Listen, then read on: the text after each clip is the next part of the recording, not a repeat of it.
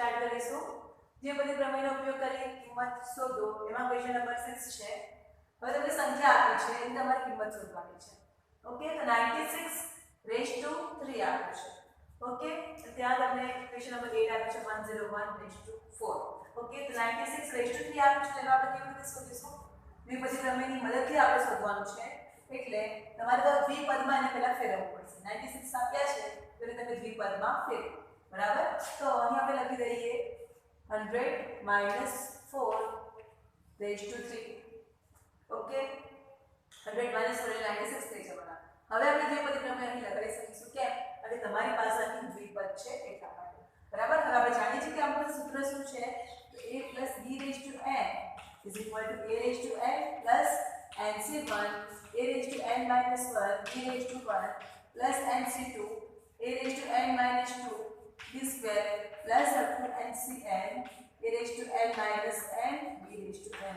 પહેલા તો તમારો આ દ્વિપદી પ્રમેયનો તમારો ક્વેશ્ચન પૂછે તમારે સૂત્ર પહેલા તો લખી દેવાનું.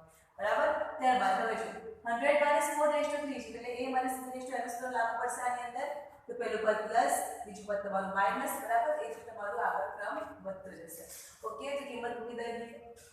તો a is equal to 100, b is equal to 4 and n is equal to આપણી પાસે 3. બધી કિંમત આપણે મૂકી દઈશું આની અંદર. તો આ તમારે થઈ જવાના 100 માઈનસ b છે 4 raised to n એટલે 3 આવવાના is equal to a raised to n એટલે કે 100 raised to 3 minus 3c1 minus 3c1 100 raised to 3 minus 1 b આપણે કેટલા છે આપણી પાસે 4 4c1 plus 3c2 100 raised to 3 minus 2 b કેટલા છે 4 તો 4 ની ઘાત કેટલી આવવાની 2 minus 3c3 minus 3c3 100 raised to 3 minus 3 and 4c3. અને પહેલા મેં આગળ કીધું કે આ સંખ્યા અને આ એ તમારી કેવી આવશે? સેમ આવશે. ઓકે, હવે જુઓ તો 100 છે એ કેટલી ઘાત છે? 3 ઘાત છે. બરાબર, તો આ તમારું 0 0 જે છે એ 3 વખત ગુણાશે આ રીતે 100 ગુણ્યા 100 ગુણ્યા 100 થઈ જવાના. બરાબર, માઈનસ 3c1 એટલે તમારે થઈ જવાના 3 into 4 અને 100 raised to 3 minus 1 એટલે 100 નો વર્ગ. બરાબર, તો 100 ગુણ્યા 100 લખાશે પ્લસ 3c2 એટલે તમારે થઈ જવાના 3 into 100 raised to 3 minus 2 3 minus 2 is 1 એટલે ફક્ત તમારું એક જ વખત 100 ગુણાશે into 4 સ્ક્વેર એટલે 4 4 16 થવાના minus 3c3 is 1 100 raised to 3 minus 3 3 minus 3 is 0 100 raised to 0 is 1 થશે અને 4c cube 4 4 16 16 64 તમારા આવશે. બરાબર, હવે પાછો ગુણાકાર કરી દઈએ. is equal to કેટલી વખત 0 છે? 1 2 3 4 5 6 1 2 3 4 5 6 થઈ જવાના. બરાબર,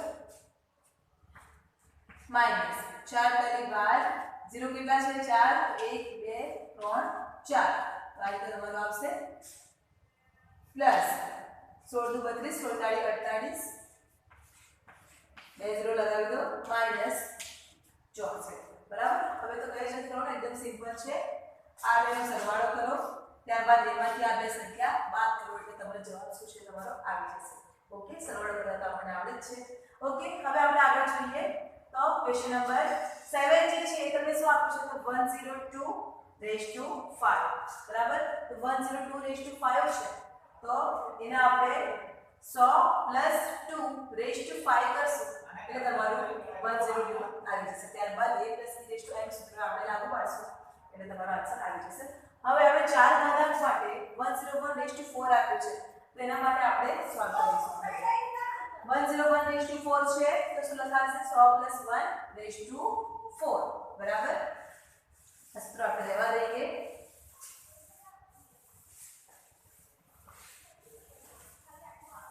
ક્વેશ્ચન નંબર 7 જે છે તમારે જાતે સોલ્વ કરવાનો છે. ક્વેશ્ચન નંબર 8 કરાવીશ. બરાબર, સેમ એના જેવો જ છે.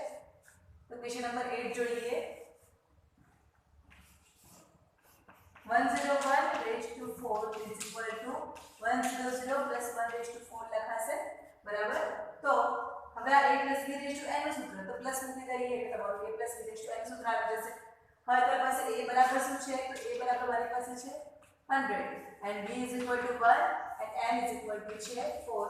હવે આ બધી જ વેલ્યુ આપણે મૂકી દઈશું પ્રમેયની અંદર is equal to 100 plus 1 raised to 4 is equal to a raised to n એટલે કે 100 raised to 4 plus 4c1 a raised to n minus 1 છે એટલે 100 raised to 4 minus 1 b તમારી પાસે છે 1 એટલે 1 raised to 1 plus nc2 એટલે કે 4c2 100 raised to 4 minus 2 1 square plus 4c3 100 raised to 4 minus 3 1 cube plus 4c4 100 raised to 4 minus 4 1 raised to 4 થવાના બરાબર is equal to હવે જો 100 કેટલી વખત ગુણવાના છે આપણે 4 વખત ગુણવાના છે બરાબર એટલે 1 2 100 ગુણ્યા 100 આ રીતે લખી દઈએ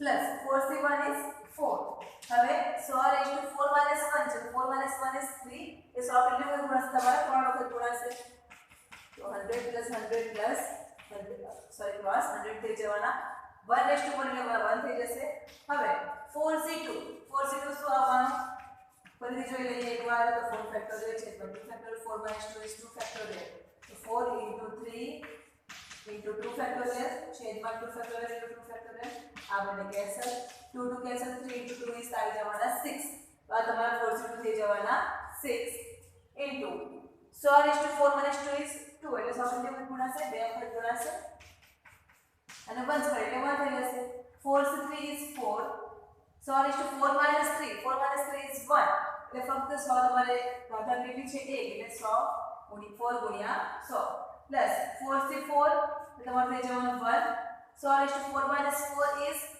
0 એટલે 100 raised to 0 is 1 and 1 raised to 4 is થઈ જવાના તમારા 1 બરાબર ત્યારબાદ આર ગુણાકાર કરીએ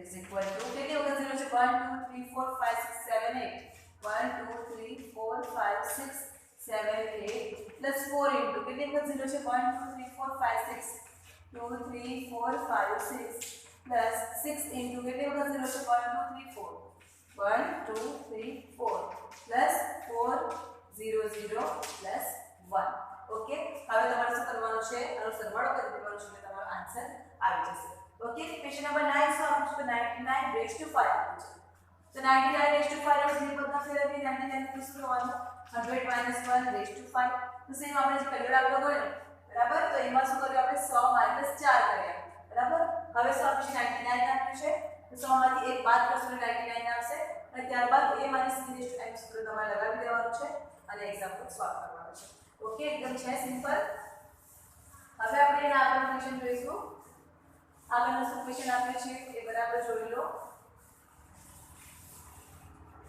આ ચેપ્ટર બહુ જ સિમ્પલ છે બસ તમારે દ્વિપદી પ્રમેય આવડી જાય અને એમાં સૂત્રમાં કિંમત મૂકતા આવી જાય તો તમારા માટે બહુ જ ઇઝી છે ઓકે આગળ છે ક્વેશ્ચન નંબર 10 10 શું આપ્યું છે કે દ્વિપદી પ્રમેયનો ઉપયોગ કરી દ્વિપદી પ્રમેયનો ઉપયોગ કરવાનો છે અને 1.1 રેઝ ટુ 10,000 અથવા 1000 પૈકી 1000 પૈકી કઈ સંખ્યા મોટી છે કઈ સંખ્યા મોટી છે તે આપણે દ્વિપદી પ્રમેયની મદદથી નક્કી કરવાનું છે બરાબર તમને બે સંખ્યા આપી છે 1.1 રેઝ ટુ 10,000 અથવા તો 1000 આ બંનેમાંથી કઈ સંખ્યા મોટી છે એ આપણે દ્વિપદી પ્રમેયના મદદથી નક્કી કરવાનું છે તો આ સંખ્યા લઈ લઈએ આ તો સિમ્પલ જ છે કે તમને ઓલરેડી આપી દીધું છે દ્વિપદી પ્રમેય તમારો 1.1 માં લાગુ પડશે તો 1.1 rays to 10,000 is equal to 1.1 છે તેને આપણે 1 plus 0.1 રેઝ ટુ 10,000 લખી શકીએ બરાબર તો 1 plus 0.1 is 1.1 થાય છે ઓકે is equal to હવે શું કરશું આપણે તો દ્વિપદી પ્રમેયનો યુઝ કરીએ તો a raised to n એટલે કે 1 raised to 10,000 plus nc1 એટલે કે 10,000 c1 a raised to n minus 1 એટલે કે 10,000 -1 into b raise to 1, b તમારી પાસે છે 0.1 એટલે કે 0.1 રેઝ ટુ 1 બરાબર. આગળ nc2 એટલે કે 10,000 c2 1 રેઝ ટુ 10,000 -2 and 0.1 નો સ્ક્વેર પ્લસ બીજા આગળના ધન પદો. ઓકે, હવે જુઓ તો 1 ની તમે કોઈ પણ ઘાત લેશો તો શું આવવાનું છે? 1 આવવાનું છે. 10,000 આપે છે એટલે 1 આવશે પ્લસ 10,000 c1 એટલે શું તમારા 10,000 1 ની 10,000 -1 ઘાત એટલે તમારું 1 જ થવાનું છે ઇન્ટુ આ તમારું 0.1 પ્લસ આગળના ધન પદો. બરાબર. હવે જો તો હવે આપણે આ બેનો ગુણાકાર કરીએ 0.1 એટલે કે 1/10 લખાય તો 100 તમારો કેન્સલ થઈ ગયો તો 10,000 માંથી બાકી શું રહ્યા? 1,000 બાકી રહ્યા is equal two 1 plus 1,000 plus બાકીના ધન પદો. જો 1,000 વત્તા એટલે કેટલા થઈ જવાના તમારા? 1,001 એક તો આ બે પદની અંદર જ આવી રહ્યા છે. બરાબર. હજુ તો આગળ બાકીના ધન પદો છે જ. બાકીના ધન પદો. બરાબર. તો બંને સંખ્યામાંથી કઈ સંખ્યા મોટી થાય? તો 1,001 તમારા પહેલા પદમાં જ આવી રહ્યા છે. તમે આગળની બીજી બધી સંખ્યાનો સરવાળો કરશો એટલે 1,000 કરતાં વધારે થવાની છે. બરાબર. માટે શું થશે? 1.1 રેઝ ટુ 10,000 1,000 કરતાં કેવી છે? મોટી છે. માટે 1.1 રેઝ ટુ 10,000 એ 1,000 કરતાં મોટી સંખ્યા છે. ઓકે, ક્લિયર થયું? કેવી રીતે આવે છે? તો 1.1 જે છે એને આપણે બે પદમાં ફેરવ્યા એટલે 1 + 0.1 લખ્યું. ત્યારબાદ દ્વિપદી પ્રમેયનો ઉપયોગ કર્યો અને આપણે એક્ઝામ્પલ સોલ્વ કરીએ. આગળ page number 11.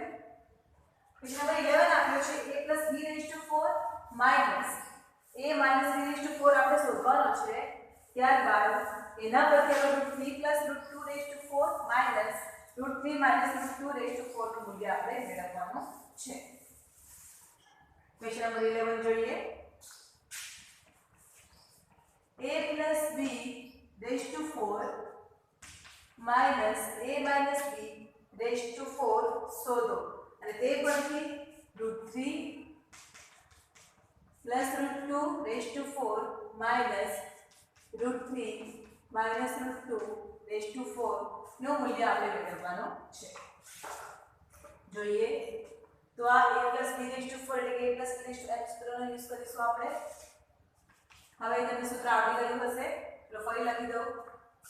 a + b raise to n is equal to a raise to n plus nc1 a raise to n - 1 b raise to 1 plus nc2 a raise to n - 2 b square plus up to ncn a raise to n - n b raise to n. Okay, a + b raise to 4 આપ્યું છે એટલે તમારે શું થઈ જવાનું? a raise to 4. બરાબર. હવે જ્યાં n છે ત્યાં તમારે શું મૂકવાનું છે? 4 મૂકી દેવાના છે plus 4c1 a raise to 4 - 1 b raise to 1 plus 4c2 a raise to 4 - 2 b square plus 4c3 a raise to 4 - 3 b cube plus 4c4 a raise to 4 - 4 b raise to 4. આ પદ સાનું થયું? a + b રેઝ ટુ 4 નું થયું. હજુ a - b raise to 4 નું બાકી છે તો માઈનસ બરાબર છે એટલે માઈનસ મૂકી દઈએ. ત્યારબાદ શું કરવાનું છે? તો a - b રેઝ ટુ 4 નું માટે સૂત્ર મૂકવાનું છે. તો બસ આ તમારું જે સૂત્ર છે આખું એ જ આવશે પણ પહેલું પદમાં પ્લસ બીજા પદમાં શું આવવાનું? માઈનસ આવવાનું. બરાબર. તો a raise to 4 - 4c1 a raise to 4 - 1 b raise to 1 plus 4c2 a raised to 4 minus 2b square minus 4c3 a raised to 4 minus 3b cube plus 4c4 a raised to 4 minus 4 b raised to 4. Okay, હવે શું કરશો આપણે? તો કાઉન્સ છોડી દઈએ. બરાબર. એટલે અમુક ટર્મ તમારી કેન્સલ થઈ જશે. તો a raised to 4 as it is plus 4c1 is 4 a raised to 4 minus 1 is a cube into b plus 4c2 and 4 factorial 2 factorial 4 minus 2 is 2 factorial 4 into 3 into 2, 2 2 cancel, तो 3 2 6. 4 C 2 is 6. 4 minus 2 is square, b square. 4 C 3 is 4, a raised to 1, b cube. 4 C 4 is 1, a raised to 4, 4 minus 4 is 0, b raised to 4. હવે આપણે કાઉન્સ જોડે દઈએ છીએ અને minus સાથે ગુણી દઈએ છીએ. તો minus a raised to 4. Minus minus plus 4c1 is 4, a cube b1 minus 4c2 is 6, 4 minus 2 is square, b square minus minus plus 4 minus 3 is 1, b cube minus 4c4 is 1, a raised to 0 is 1, b raised to 4. હવે જે પણ cancel થતું હોય cancel કરી દો, બરાબર? તો આ તમારું plus a raised to 4 minus a raised to 4 cancel, b raised to 4 પણ કેન્સલ થાય છે. હવે જો 4a cube b, 4a cube b, so 4 plus 4 is 8 a cube b. આ થઈ ગયું. ત્યારબાદ 6a square b square plus minus તમારા cancel. Okay, 4ab cube, 4ab cube, so 4 plus 4 is 8, 8ab cube. બરાબર? હવે આ બંને પદમાંથી શું કોમન નીકળવાનું? એક તો 8 કોમન નીકળે છે, a અને b કોમન નીકળે છે, તો ત્રણસો બાકી શું રહેશે? પહેલા પદમાંથી a square અને બીજા પદમાંથી બાકી રહેશે b square. તો 8ab a square b square. Okay, આ થયો તમારો a plus b raised to 4 minus a minus b raised to 4 નું બેઝ સરળ. બરાબર? તો આના પરથી આપણે √3 plus √2 raised to 4 minus √3 minus √2 raised to 4 આપણે મેળવવાના છે. તે લખી દઈએ √3 plus √2 raised to 4 minus √3 minus √2 raised to 4. જો a plus b a minus b, a plus b a minus b ઘાતાંકી તમારી સેમ છે, વચ્ચે છે માઈનસ. બરાબર? તો a બરાબર અહીં શું છે? √3 છે અને b બરાબર શું છે? √2 છે. તો a બરાબર અહીં પહેલા આપણે લખી દઈએ, આ તમારું a plus b raised to 4 minus a minus b raised to 4 બરાબર શું મળ્યું? તો 8ab into a square plus b square. હવે આની અંદર a બરાબર મૂકીશું આપણે √3 અને b બરાબર √2 મૂકતા. બરાબર?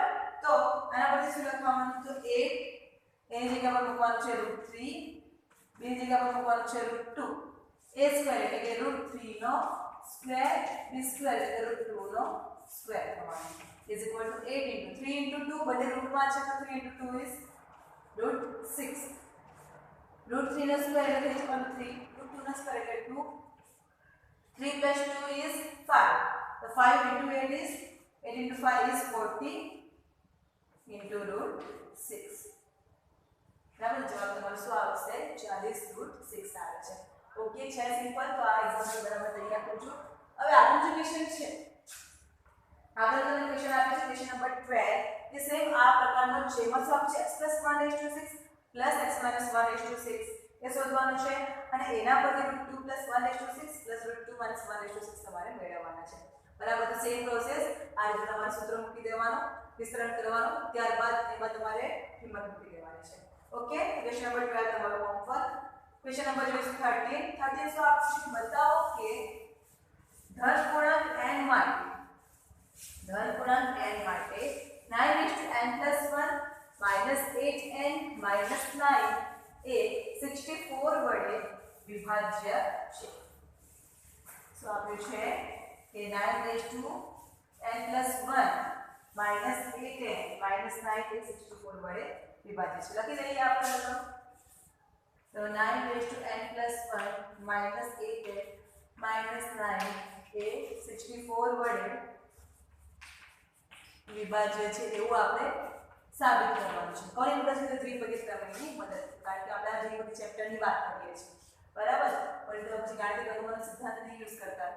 ઓકે, તો 9 raised to n plus 1 minus 8n minus 9 એ 64 વડે વિભાજ્ય છે એ પ્રૂવ કરવા માટે ફર્સ્ટ આપણે શું કરીશું? 9 raised to n plus 1 લઈ લઈએ. કારણ કે દ્વિપદી પ્રમેય જે છે એ તમારું a plus b raised to n ના ઘાતાંક માટે છે.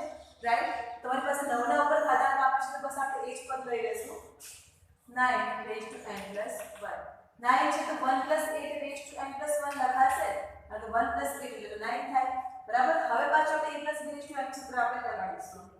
તો is equal to a raised to n એટલે કે 1 raised to n plus 1 and c 1 a raised to n minus 1 b raised to 1 plus nc2 a raised to n minus 2 into 8 square plus nc3 a raised to n minus 3 8 cube plus up to આગળના ધન પદો બરાબર. હવે તમારું છેલ્લું પદ જે આવવાનું એ તમારું શું આવશે તો n plus 1c n plus 1 તો 1 raised to n plus 1 બરાબર minus n plus 1 8 raised to n plus 1 બરાબર.